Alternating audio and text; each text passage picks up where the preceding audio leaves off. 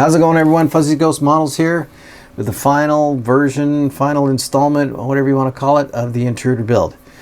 And if you've followed along any of the other videos, you've already know some of the challenges I've had. And so this is going to be a quick video, a quick recap on what I think of this kit. It is finished to as far as I'm going to take it. Yeah, so models are never finished, they are abandoned. It's my motto, and this one's finished. It's abandoned anyway. I'm not doing anything more to this one.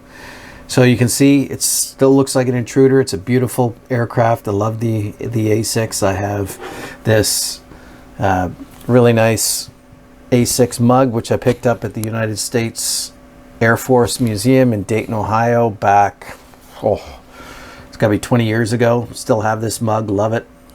A little Intruder on the inside. Great mug, great aircraft. Just, it's an awesome machine. It's too bad the kit isn't. So let's start out with the instructions. Okay, instructions. It's full of vagaries, which is not uncommon for Kinetic. They're Harrier kits. I built a Harrier, the Sea Harrier. I had step one repeated twice, and there's just things pointing in general directions where it really is unhelpful. You may as well just guess at what you're doing.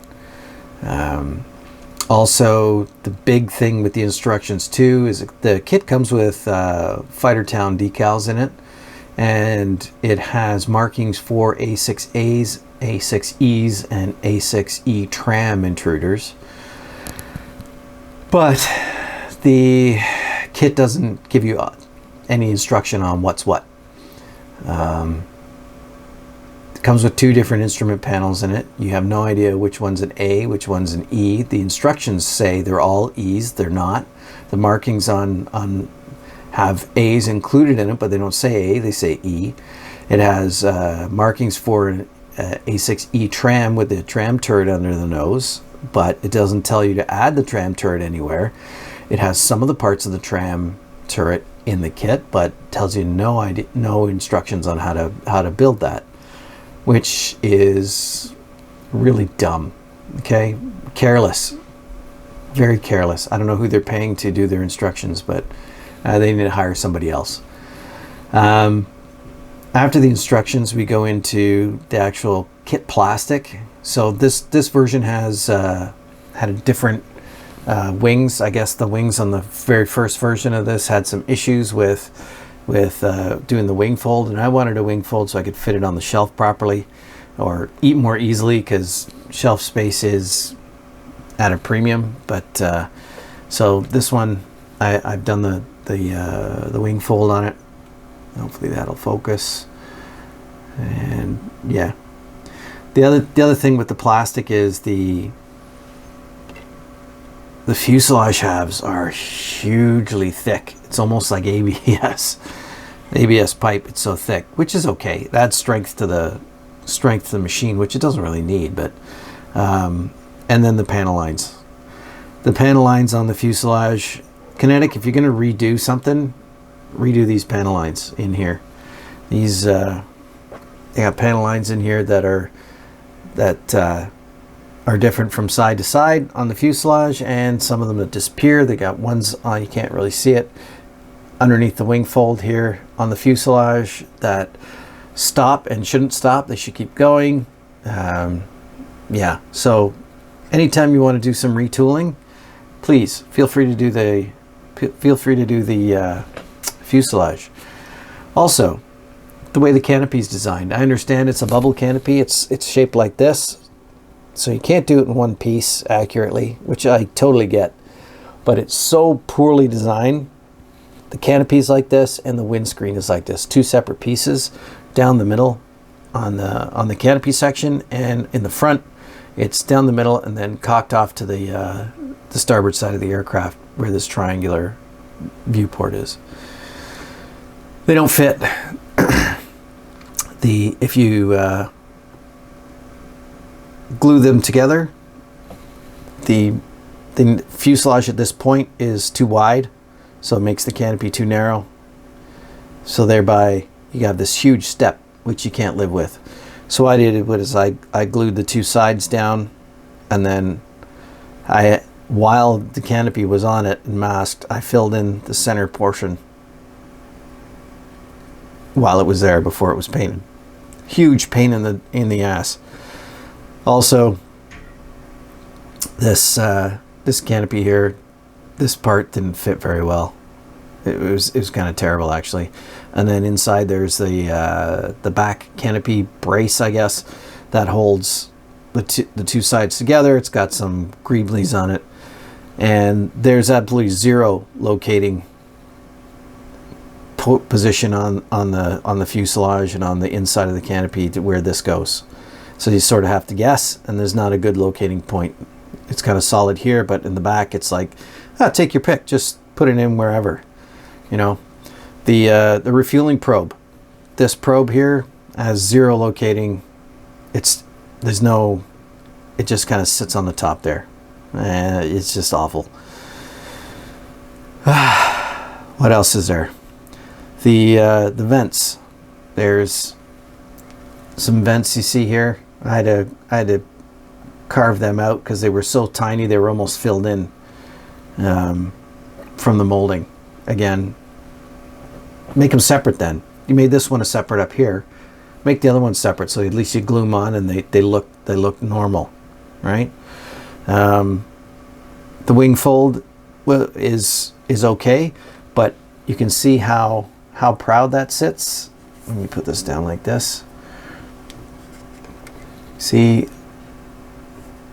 how high up the gap is between the lower wing and the upper wing? This should be right tight, this is incorrect. If you were to actually fold this down, you'd end up with a 1 to 2 millimeter gap between the main wing and the extension that's folded up.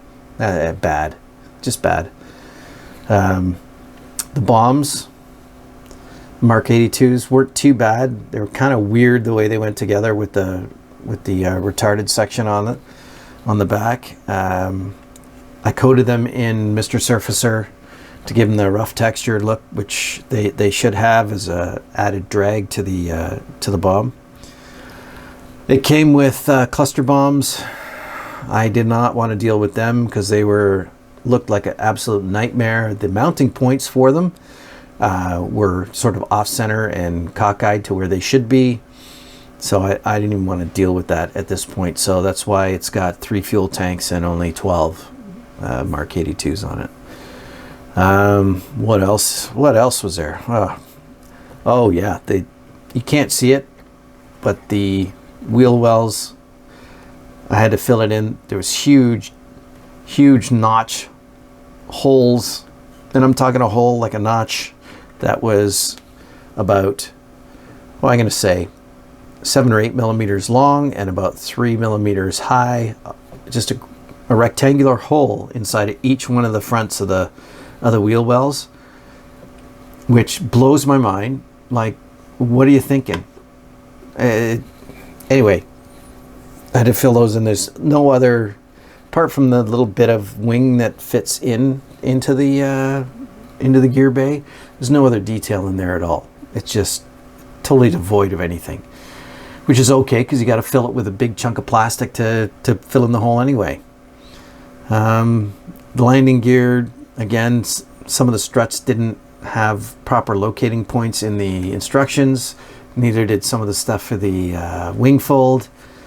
And yeah, the other thing was the fan faces for the engines, which I think I managed. If I can get this to focus properly, I think I managed to get focus.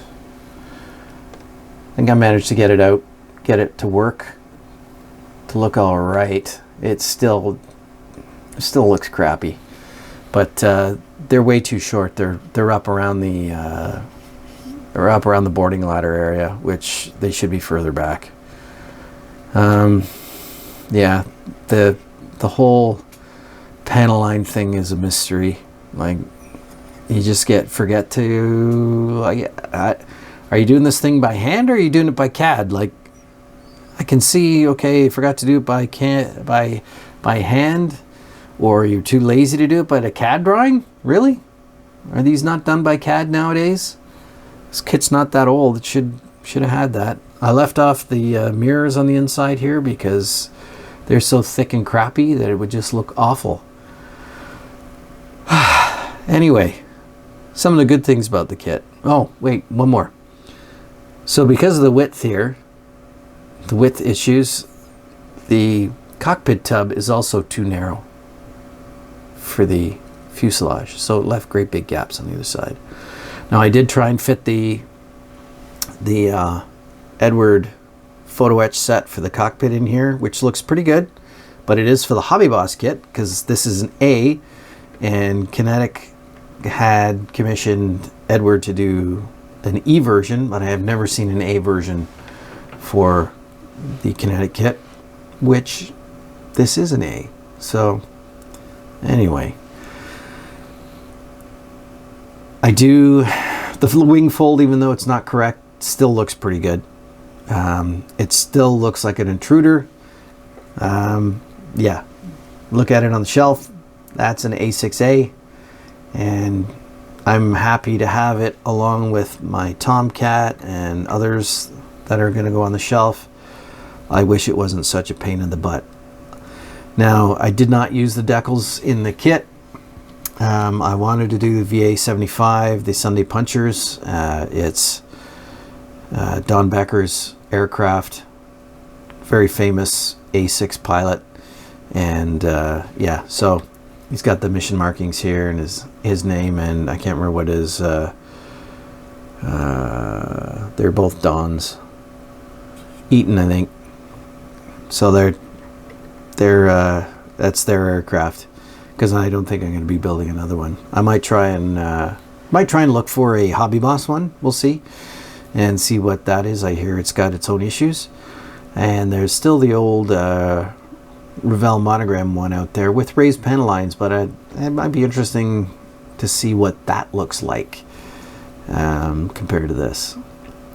I did use the decals from Furball for this, the Iron Tadpoles one, A6-A Intruders from Vietnam.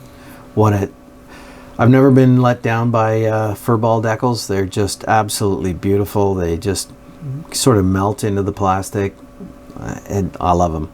They're always great subject matter, plus great quality as well. So that's basically it. Would I recommend this kit? Absolutely not. I need to, like I said, I need to build a Hobby Boss one and maybe a Revell one so I can see which of the three is better. But this kit is such a challenge, unless you're willing to put all the time and the work into it, which I didn't. The amount of time and work I needed to put into this, I'd still be working on it with all the panel lines that need to be scribed and added to it and all the other updates. It's just, it was beyond my will. If you want, I couldn't put more into this, but it is finished to the point of being on the shelf, and that is that. So I don't recommend the kit. For what that's worth, take my advice or not, it doesn't matter. That's just my opinion. They could have done a way better job. Hopefully they'll go back to the drawing board with this one and redo it. A friend of mine, Renee, from Renee's Model Works, he has one of their EA6B Prowlers. I wouldn't mind having a look at that, seeing if it has the same issues. I'm going to think it does, but it should have a new fuselage halves and all of that stuff. Whether it suffers from the same missing panel lines and wheel well issues, I'd have to see. But maybe next time Renee and I are together, well, I'll say, hey, bring the kit over or open the kit up and we'll have a look at it just for giggles and that, to see, because that's a cool airplane too. But anyway, enough of my blathering on. This I present my A6-A Intruder from VA75 Sunday Punchers, and it's finished. It's going on my shelf, and it's going to collect dust because there's a lot I'm not happy with, but I'm not willing to put that much more work into it to make it shine like it should. And that's it. I hope you enjoyed this this little series, and I hope I didn't rant too much about it. Yeah. Anyway, thanks for joining. If you liked the video, press like, hit subscribe. It would really help the channel out. Leave a comment. There's got to be lots of people out there who have tried this or have this kit or have built one of the other company's A6s. Let me know. I'd really, really like to know. You can follow me on Instagram at Fuzzy's Ghost Models. Come on over. There's lots of my other stuff on there. And yeah, that's all I have to say. Thanks for joining, and we'll see you later. Take care. Bye.